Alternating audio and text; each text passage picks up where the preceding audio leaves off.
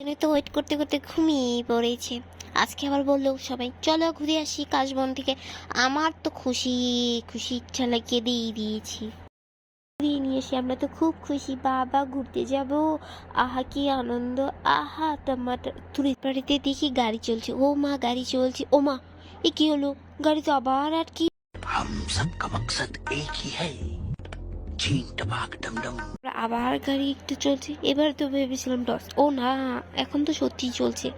যাই হোক আমরা সবাই যাচ্ছি ঘুরতে, ঘুরতে যাব, কি আনন্দ এই দিক দিয়ে সবাই সবাই অবশ্যই যাচ্ছি। দেখে কি বাইরে পরে শুনলাম যে গণ ভবনে বলে স্বর্ণ পাওয়া গেছে, তাই সবাই স্বর্ণ টোকাতে যাচ্ছে। বাঙালি মানুষ ভাই কি বলবো, বাঙালি মানুষটাই আসলে। যাই হোক যাই হয়েছে, দেশ আরেকবার স্বাধীন হয়েছে, সেই খুশিতে যদি একটু স্বর্ণ পায় তাহলে তো ভালোই।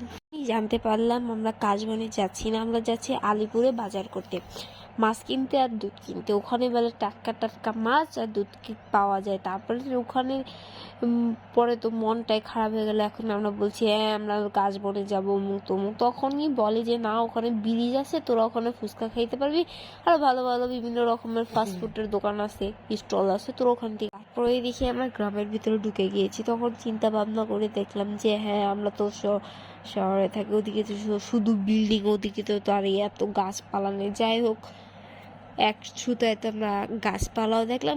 আমার ননদ বলছে যে আমি একটু কথা বলি, আমার তো একটু কথা বলতে মন চায়, শুধু তুমি তুমি বলো, এগুলো তো ঠিক না, আমাকে একটু বলতে দাও। আমি বললাম ঠিক আছে বলো, কি বলবো বল। বাবা আমাকে যে এত বোকা বানাবে আমি ভাবতেও পারি নাই।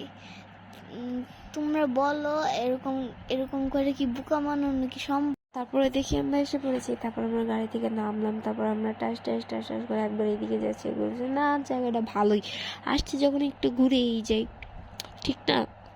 তারপর আমরা রাস্তার ওই পারে গেলাম, জায়গায় একটু হাঁটাহাঁটি করতেছি দুজনে।